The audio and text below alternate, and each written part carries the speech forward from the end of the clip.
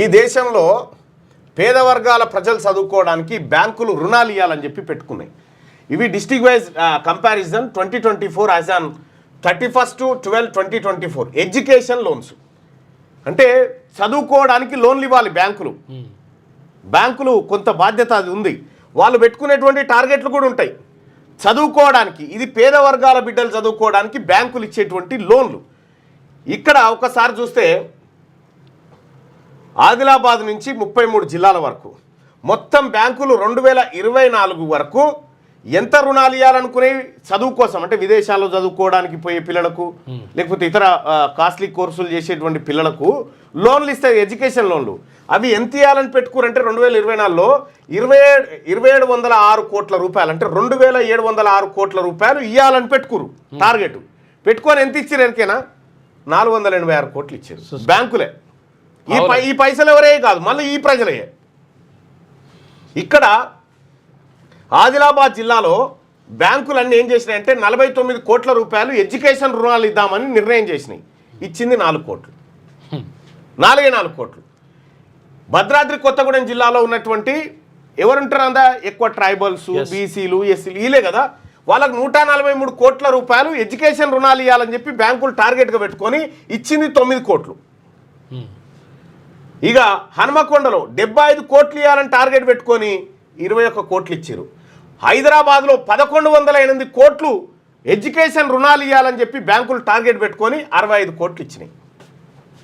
ఇక్కడ జగిత్యాల్లో 36 కోట్లు ఇవ్వాలని టార్గెట్ పెట్టుకొని 11 కోట్లు. ఎంత దరిద్రం అంటే నాగర్ కర్నూలు జిల్లాలో 30 కోట్ల రూపాయలు ఎడ్యుకేషన్ రుణాలు ఇవ్వాలని చెప్పి అనుకొని 6 కోట్లు మాత్రమే ఇచ్చారు. ఇక మేడ్చల్ మల్కాజ్గిరి జిల్లాలో 280 కోట్ల రూపాయలు ఎడ్యుకేషన్ రుణాలు ఇవ్వాలి, పేదవాళ్ళు చదువుకోవడానికి ప్రోత్సహించాలని బ్యాంకులు. రుణాలంటే మళ్ళా కట్టేదే, మళ్ళీ ఇలా సబ్సిడీ లేవు, ఏం లేదు, మళ్ళా కట్టేది. మళ్ళా కడతా అంటే కూడా ఈ బ్యాంకులు మన ప్రజలను నమ్మలే. ఇక్కడ ఉన్నటువంటి నేషనల్ బ్యాంకులు మన ప్రజలను నమ్మలే. ఎందుకంటే ఈ నేషనల్ బ్యాంకులో టాప్ లెవెల్లో ఉండేది మన బీసీలు కాదు కదా, మన ఎస్సీలు ఎస్టీలు కాదు కదా, ఆ లెక్క వేరే ఉంది. మళ్ళా ఎవరెవరు ఉన్నారు ఏం కథ అనేది.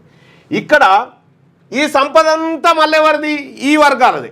ఈ వర్గాల సంపద బ్యాంకులో జమ చేస్తారు, వాళ్ళకు లోన్లు ఇవ్వంటే ఇయరుగా. ఇప్పుడు అనిల్ అంబానీ కంటే 46,000 కోట్ల రూపాయలు ఇచ్చారు వట్టిగానే. ఇచ్చి ఆయన కట్టలేడాయా, ఆయన వంతుకు మేము కడతామని చెప్పి పేదోళ్ళ పైసలు వసూలు చేసుకొచ్చి 46,000 కోట్ల రూపాయలు మాఫీ చేసింది కేంద్ర ప్రభుత్వం.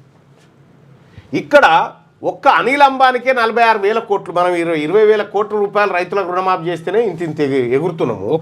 ఒక్కనికే అనిల్ అంబానీకి ఒక్కనికే 46,000 కోట్ల రూపాయలు మాఫీ చేసింది మన దేశం. మన దేశంలో మన బీసీ వర్గాలకు, మన అణగారిన వర్గాలకు విద్య అందించడానికి ఈ బ్యాంకులకున్న చిత్తశుద్ధి, దీని మీద ఈ బ్యాంకుల మెడ మీద కత్తి పెట్టి అడగాల్సినటువంటి కలెక్టర్లు కానీ ప్రభుత్వం కానీ నిర్లక్ష్యంగా వదిలేసుడుతోటి ఇది ఫలితం ఇది. పోనీ మన పేదవాడో ఇల్లు కట్టుకుందామంటే లోన్లు అంటే 10,768 కోట్ల రూపాయలు ఇండ్లకి ఇవ్వాలని, ఇండ్ల హౌసింగ్ లోన్లు ఇవ్వాలని డిసైడ్ చేసి 2,781 కోట్లు ఇచ్చారు అంతే. ఇక్కడ ఇల్లు ప్రాపర్టీ ఉంటుంది కాబట్టి ఎక్కువ ఇవ్వాలని టార్గెట్ పెట్టుకురు. ఇక్కడ చదువుకున్న దగ్గర సర్టిఫికేట్లే ఉంటాయి కదా, కాబట్టి ఈ వర్గాలకు ఎందుకు ఇవ్వాలని చెప్పి ఇంత మోసం ఉంది. ఇక జ్యోతిబా పూలే గారి ఆశయాలు మన దేశంలో విరసిల్లుతున్న, మన రాష్ట్రంలో విరసిల్లుతున్న విధానం ఇది.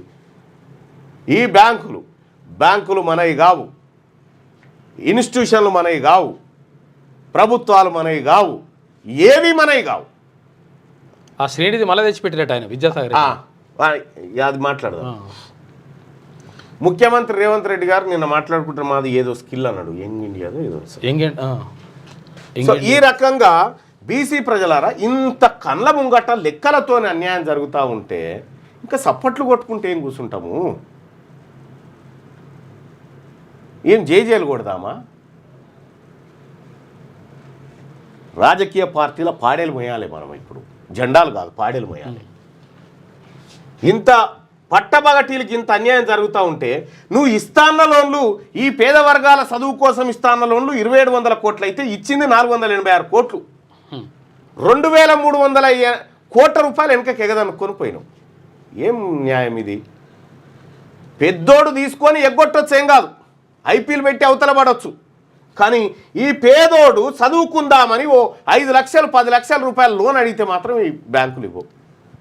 ఇంత అన్యాయం.